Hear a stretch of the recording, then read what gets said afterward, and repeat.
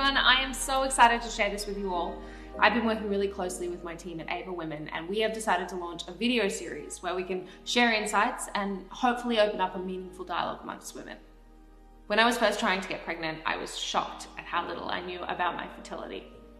It quickly became a passion of mine to seek out information and to be a voice for women looking to become better connected with their bodies. We wanted this whole thing to be a really interactive process, so we reached out to you for questions regarding women's health, fertility, and pregnancy.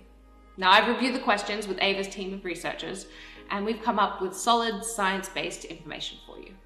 We received such amazing feedback, so thank you all for your questions. In the interest of time, we couldn't get to all of them today, but we want this to be an ongoing and collaborative conversation. So if there's a topic you'd really like us to discuss, please let me know in the comments.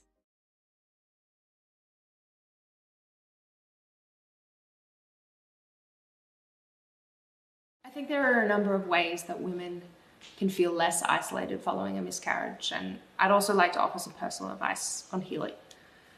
Firstly, it is so important that we normalize miscarriage. It's not some rare occurrence that happens under extreme circumstances. It is so common. Up to a third of pregnancies end this way. That's not to say that it's not sad, that it doesn't have devastating physical and emotional effects. It does, but if women can understand that this happens so frequently, it may help them to feel less ashamed, at fault, or silenced. When you suffer from a miscarriage, you become a member of a club that nobody wants to be a part of. But when you get there, you realize that there are some loving, supportive, and kind women waiting with open arms. Often when you open up, you realize that there are others that have been through the same situation that you didn't even know. Your friends, your colleagues, sisters, maybe even your mother has had the same experience. There's also an incredible community online and many support groups filled with women who are willing to share their stories and offer support. I also think it's really important to lean on your partner if you have one. This is not an individual experience, and it's not something that should be faced alone. I personally relied heavily on my husband following my miscarriage. I leaned on him for love and support on the days where I didn't feel like I could face the world on my own. Finally, I think it's so important for women to allow themselves the time to heal. There are significant physiological changes that take place following a miscarriage, and your hormone levels drop dramatically, which can have a huge impact on your mental and physical health. It takes time for those levels to stabilize. Women shouldn't feel like they're in a rush to be normal again or to recover. It's more important to acknowledge and honor the need to heal, to allow grace and understanding for ourselves and hopefully from others.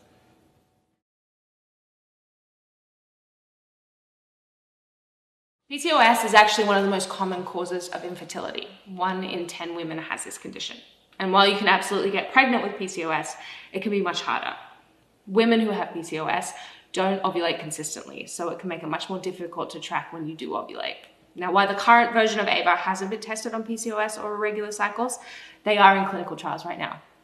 The way that the whole thing works is that it uses a machine learning algorithm based on physiological parameters to determine when your most fertile window begins. Now, this algorithm was trained on cycles from 24 to 35 days. So if you're outside of that range, it won't be able to accurately predict your fertile window.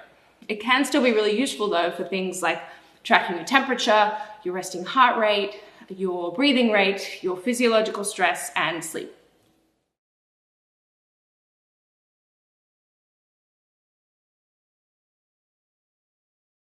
So many people assume that ovulation alternates from side to side each month. It's not actually true. It's a lot more random than that. So after an ectopic pregnancy, even if you produce an egg on the tubeless side, it can sometimes manage to descend on the side with the remaining tube. People presume that the fertility is cut in half, but actually it operates more at around 70%. So while Ava hasn't specifically been tested on women with one tube, it's likely that since you're ovulating more than 50% of the time, it should still work normally for you.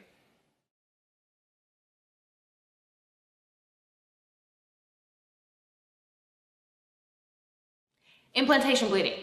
There is a big myth out there that light bleeding or spotting in the days leading up to your period could be an early sign of pregnancy. The idea is that the bleeding comes from the embryo implanting in the uterine wall, but there's actually no scientific evidence to support this, and there's a good deal of evidence to counter it. First of all, the embryo is teeny tiny, so there should be no physiological reason that it would cause bleeding, cramping, or any symptoms whatsoever. And another thing, spotting in the week before your period is actually pretty common. It happens in some cycles and not others, and it's caused by normal hormonal fluctuations. While spotting can occur in early pregnancy, it's actually more likely to occur in cycles that don't end in pregnancy.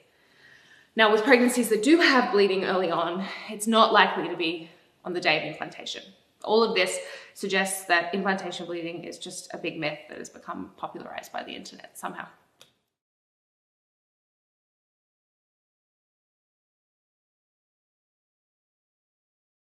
Our culture has a long history of thinking of men's bodies as the baseline and women's bodies as the variant. There are all kinds of infuriating examples of this, like drugs being tested on men, but the same dosage recommendations being given to both men and women. The result is that we understand male physiology far better than we understand female physiology. And in our culture, anytime we don't understand something, it allows for myths, taboos, and rumors to be spread. For example, when women are on their period, they're thought of as hormonal, but in reality, male bodies are equally as influenced by hormones as female bodies. We just understand the male bodies better, and we think of women as different or strange. I also think that there's far more pressure placed on women because we are the ones who have to carry and birth the children. If for some reason we can't do that, we're perceived as damaged. This creates feelings of shame and inadequacy and causes women to remain silent about their struggles. We really need to challenge this stigma in order to create an open dialogue for women.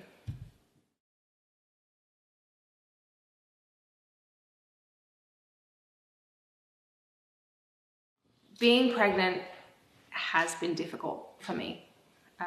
I thought I would be glowing and happy all the time and embrace the changes because it's something that I wanted so badly. But in reality, I've found it tough. I've suffered from anxiety, tremendous discomfort, and the 9 months has felt more like 10 to 12 years. But I am so grateful that I'm carrying a healthy baby. I hope that I'm blessed with the opportunity to do it again sometime. I'm pretty sure I'm going to forget the pain of it at some point. I've already forgotten how awful the first trimester was. Not really, I remember. But it's been a challenge, but a challenge that I feel strong in taking on and grateful for the blessing. That's it for questions today, but if you want to learn more about women's health, Ava has a great blog called Ava World that posts all kinds of informative content about women's fertility. And of course, the Ava bracelet is a great way to get better connected with your body. It works while you sleep by tracking 7 key physiological parameters to give you cycle insights in real time. It's a great resource to have if you're trying to conceive or if you just want to learn how your menstrual health affects your overall health. I've linked to Ava World and Ava website below. Make sure to check it out. Now, all the information that I have given to you today has come from Ava's highly qualified team of researchers, but everybody is different. So make sure that you always check with your doctor with questions or issues regarding your health.